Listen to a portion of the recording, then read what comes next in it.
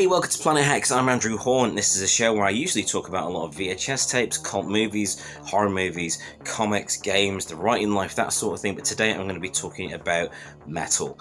In particular, I'm going to be talking about some of my favourite metal vinyl albums in my collection. This is the first of 3 videos where I'm going to talk about the contents of my vinyl collection. I'm going to do one on my favourite metal albums, one on my favourite rock albums, and one on some vinyl oddities that I have in my collection. So yeah, I'm usually known for doing the VHS stuff. You know, I wrote the book vhsatemybrain. Some of you may not be aware, I wrote for Powerplay Rock and Metal magazine for 9 years. I did 93 issues with Powerplay. It was a lot of fun getting to interview rock stars, hang out with rock stars, go to gigs, review albums and that sort of thing. And I gave it up in 2016. There's just too much going on with like full-time work, parenting, and just life in general to dedicate to it. So I do really miss it. Maybe I'll go back to it one day. Maybe I'll go back to music journalism in some form at some point.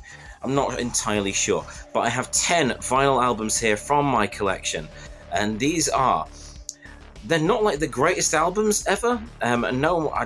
Some of them may be amongst your favourites, but I don't think that these will be ever seen as the greatest albums ever in the genre. Well, some of them will.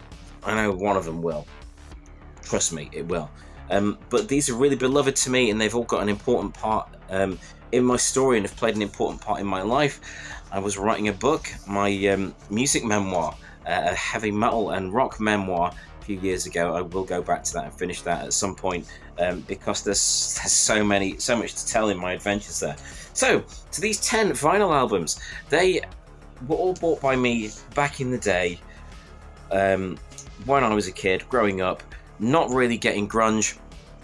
In the 90s, I really came of age in the 90s, when alternative rock was big, but I was all about the 80s.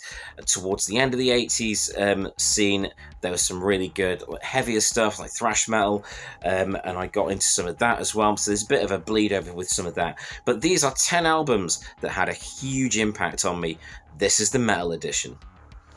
So the first one I'm going to bring up, I actually got to interview this band once, and they were lovely. I interviewed the frontman from these. It's Raven, and All For One from Raven. There's going to be a lot of ring light action in this episode. I can see that already. So I'll put it over here. Raven, so All For One. Yeah, they went a bit wrong with The Pack Is Back, but this was a great, straightforward, meat and potatoes, full-on, old-school, new wave of British heavy metal album.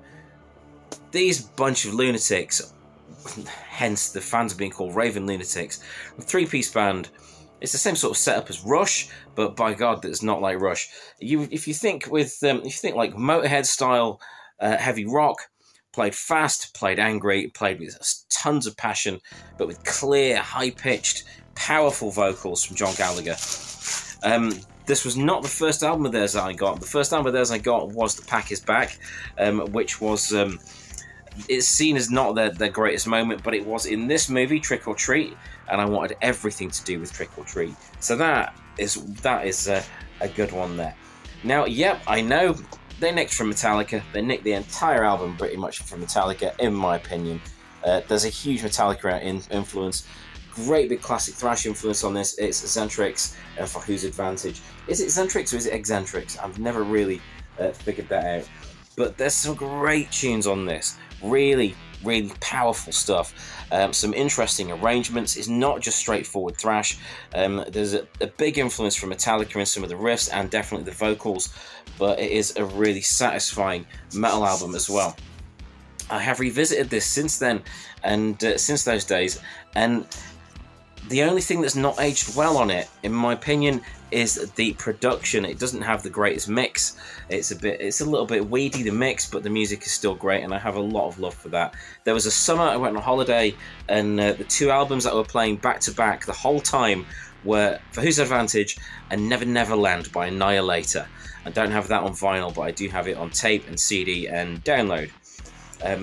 Okay, the next one on my pile here is definitely seen as a classic. Again, one of those bands that, as they went on, the standard went a little bit awry, but it's Rust in Peace by Megadeth, a certified bona fide metal masterpiece. Look at the artwork on this, is glorious. Vic Rattlehead looking amazing there with the paintings of the world leaders and the alien. The classic lineup of Dave Mustaine, Dave Ellison, Nick Mensa, and Marty Friedman there. And what can I say about this album? There isn't a weak moment on it. You got tracks that are just metal classics: Holy Wars, Punishment Due, Hangar 18, Five Magics, Lucretia, Tornado of Souls, and of course ending with Rust in Peace, Polaris. This is superb. And this is one of those albums that I've had on several formats, several editions. I've had it on tape, CD, and vinyl. These records will never leave my collection. These are like really, really central to my musical development, and it's down to studying things like these and really poring over them back in the day that wound up getting me the gig with Powerplay and writing about rock and metal and hanging out with people. That was a really fun thing to do. Hugely recommended if you ever get the chance to do some music journalism and write about something you're passionate about. Indeed, anything, just do it. Honestly, write about the stuff. Get involved, become part of the scene. I always saw it as paying back a little bit of what the scene had given me, of what rock and metal had given me, what this heavy, dramatic, passionate music had given me, and the strength, the confidence it had given me over the years. I wanted to pay that back, and that's the way I did it, by bigging up bands and their releases. And it was a ton of fun. But I'll maybe talk about that more on some more videos. But we'll continue with, here's a weird one. It's Visual Lies by Lizzie Borden. So all of the releases of this, he seems to have got the eyes have been blacked out to make him look a bit spookier. But yep, there's Lizzie, all silver on the front. This is a really good album. I would call it melodic metal. It'd be good for fans of it's sort of like a mix between Queensryche and King Diamond in some of the structures. But there's some superb songs on here: Me Against the World, Outcast, Eyes of a Stranger, Visions. It's a powerful album. So if you can get past the very 1986 cover art, I do recommend you give it a listen, give it a spin on YouTube. I'm sure it's on here somewhere. Many years after I got this, so I got this as a kid in the 90s, and when I finally got to go to Donington, I got to go to Donington Monsters of Rock. I believe it was the last one before it became Ozfest, and then Download, of course, and got to see the guitar player on this album, Joe Holmes, playing guitar for Ozzy. He'd taken over from Zakk Wylde for a bit. Even though you don't hear him playing in it, if you go and watch the Perry Mason video, that is the Ozzy Perry Mason video, that is Joe Holmes, who was the guitar player for Lizzie Borden. So it's Zakk on the recording, but in the video it's Joe Holmes from this album. This is a really good one. So going a bit heavier, and I've got a slightly damaged cover, so I'm a little bit frustrated about that. One of my top thrash albums ever. It's Twisted into Form by Forbidden. This is one I had to track down as soon as I heard Step by Step, which is a track on this album. This is glorious. So there is something of a thrash legend playing drums here. It's Paul Bostaph. You may have heard of from many, many heavy bands over the years.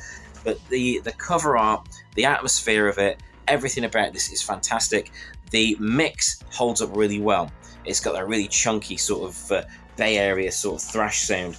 I would liken it to Testament, proper prime era Testament more than anything, but that's a really strong thrash album.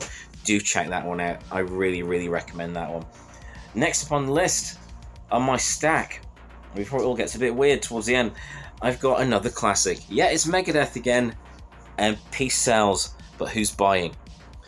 Another iconic cover from Megadeth. They had some really, really strong covers. They also had Killing Is My Business and Business Is Good, but they can't all be winners. But they had this, they had Rust in Peace, and there was Countdown to Extinction, which I thought was an iconic cover as well. It got a little bit weirder with Euthanasia, and then beyond that, it went crazy until they started bringing back all the artwork of Vic Rattlehead. We won't talk about Risk, but this album has some classic tracks on it.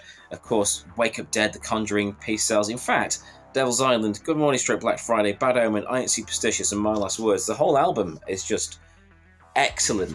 Yeah, I Ain't Superstitious is very silly, and there's a comedy aspect in there, but from the painted artwork to the chunky production, it's a very straightforward production on this, very clear, very punchy. This is just a great piece of musicianship, and because it's vinyl, I've got this lovely large version of the artwork, so I'm very dearly love this, although not even Megadeth could escape the mullet, could you, Chris Poland? So next on my pile is one I did talk about previously on my Rock Revival podcast. I did one series of that podcast. May do another series of that as we go forward. And this is a bit more in a prog metal vein, like proto-prog metal anyway. It's Transcendence by Crimson Glory, and it's a Christmas Glory. That sounds like something entirely different. So I love the purple and blue artwork. It's very synthwave, well before its time. I love that sort of retro wave aesthetic, although when it came out it was very new. And yeah, it's got some of the cool symbols on the back. Amazing tracks on here: Lady of Winter, Mask of the Red Death, In Dark Places, Where Dragons Rule, and of course the surprisingly catchy single Lonely. Now, if you've not heard of Crimson Glory, they were a band that were strong musicians, very strong musicians, but they also were known for wearing silver masks to hide their identities, which didn't really work because they ended up putting their names in their albums. As they went on, the masks got smaller and smaller, and then on an album called Strange and Beautiful, which came out just as alternative rock and grunge was kicking off, they lost them altogether, and no one seemed to hear about them for years. They did end up coming back, fronted by a couple of different people, including Todd La Torre, that went on to join Queensryche eventually and replace Jeff Tate. But sadly, Midnight, the vocalist on this album, did pass away a few years ago, but his range had to be heard to be believed. There was no auto-tune, there was no Pro Tools when this was recorded. That is a incredible range. I would recommend checking out the track Lonely, because it's a very, very memorable poppy sort of song, but it's quite a straightforward one, so it's not like the rest of the album. I do recommend check out the entire album, but Lady of Winter and Red Sharks would be a really good one, just to hear Midnight's range, which was crazy. Now, most of these albums were from Powerhouse in Sheffield, which then became Noise and Noise on Howard Street for a long time, but I miss both iterations of that shop because it was like a little haven. I was the only, for a long time, I was the only alternative kid I knew. There was the only rock and metal kid I knew. I'd be made fun of for the t-shirts and the patches and the wristbands throughout the years, but I found my crowd eventually, and I found the first inklings of that in Powerhouse and Noise that took over it. I'm really grateful to the people that ran those shops. If you're out there, thank you. I really, really appreciate it. It was a great thing to do. However, this one I found in a charity shop, not a charity shop, a reduced discount vinyl store, and it was featured in Trick or Treat. Like the Pack is Back by Raven, it was featured in Trick or Treat. It's one of the albums that Eddie Weinbauer's mum is looking through when she's flicking through his albums, and it's Unveiling the Wicked by Exciter. Yeah, I know that Heavy Metal Maniac, Long Live the Loud, and Violence and Force held in much higher regard. However, this was my entry point to Exciter, and Dan Beehler's unique voice, vocalist and drummer, and doing both at the same time. He's got that high-pitched, violent scream, and it was crazy how much I loved this and how much I played this at the time. Yeah, it's not got John Ricci on guitar. It's got Brian McPhee on guitar, who brought a very different style. It wasn't as thrashy or punky. There was a lot of shredding on there. There's a lot of more of a rock feel to it. But I really, really love this album. I recommend tracks like Break Down the Walls, Die in the Night, I Hate School Rules, Living Evil, and Live Fast, Die Young. But the whole thing I would recommend. It's got a meaty production. However, it does clip at some points. There's some points like on Brainstorm, which is an instrumental track, where it totally overloads speakers, and the distortion is actually on the album. So you're not mishearing that if you do hear this on vinyl.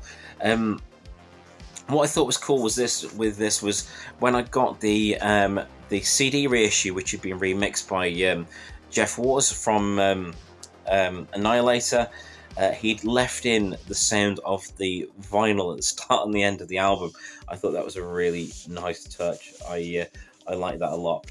But this was a really cool album. I loved how striking it was with the terrible rubber effects on the front cover. And of course, it was in Trick or Treat, and I had to go and get it. I came across it in that record store, and I didn't have the money for it. And I remember I was like 12, and I went home to my mum. I was like, I need to earn another £1 if I can go and get this album. And she said, trim the hedges at the back. So I trimmed the hedges in the garden, earned £1, and went back the next day and got this. It's been with me ever since then, and that's about a bajillion 7 years ago. And I love that album to this day, and still play it from time to time, and it still has that same sort of effect on me. Now we're up to the last 2 on my list here, on my pile of my 10 favourite metal albums in my collection, in my vinyl collection. It's the Wasp debut, with the supremely tacky artwork, with the plastic skeleton and the plastic bones and all the Halloween decorations, and Chris Holmes and Blackie Lawless just looking like badasses. How could I not love this as a horror-fascinated heavy metal kid? How could I not fall in love with this? This was from HMV in Meadowhall when that opened. Like I say, I was in the grunge era, and I was finding all the classic metal for myself. So this was my introduction to Wasp. Of course, this and this was like an entry drug to Wasp. Really liked all the other stuff of theirs, but when they did the Crimson Idol, that was a big moment for me. You know, I didn't grow up with things like Dark Side of the Moon by Pink Floyd, or the big prog albums or anything like that. I grew up with the Idol, the Crimson Idol. So that is a great album. That's full of stuff that is still anthems to me. Especially I Want to Be Somebody, because I'm still not. But hey, it is what it is. And number 1 on my pile of my favourite metal albums in vinyl is Painkiller by Judas Priest. It has the greatest cover ever. It has some of the greatest songs ever. Yep, the production is a little bit thin on the guitars. There's not much mid-range on the guitars. It's largely trebly. But the Scott Travis's drumming on here is stupendous. They pushed everything way past 11 with this album, went as metal as possible. So yeah, you've got tracks, you've got Painkiller, Hell Patrol. The whole album is just great. Nightcrawler, and one of my favourites alongside the title track is A Touch of Evil, which I remember being played in a documentary about the evils, or the supposed evils of metal, and had footage in it of the court case where priests were accused of having backmasked messages in their vinyls. But that's 10 of my favourite metal albums from my vinyl collection. I thought it'd be a nice change to do something other than VHS tapes all the time, because I know we're coming up to horror movie season with Halloween coming up, but we're going to have a little segue into some vinyl for this video and the next couple. So I hope you enjoyed that. If you did, please do like and subscribe. I really appreciate everyone that's here. I see my subscriptions creeping up, and every time that someone subscribes, it really does mean a lot to me. Didn't mean to sound like I got choked up there. I've got a cold. Sorry about that. So please do like and subscribe. It would be greatly appreciated. If you like my sort of talking about VHS tapes and things, check out my other videos. Check out my book, VHS Ain't My Brain. The revised edition is out now, and it's awesome.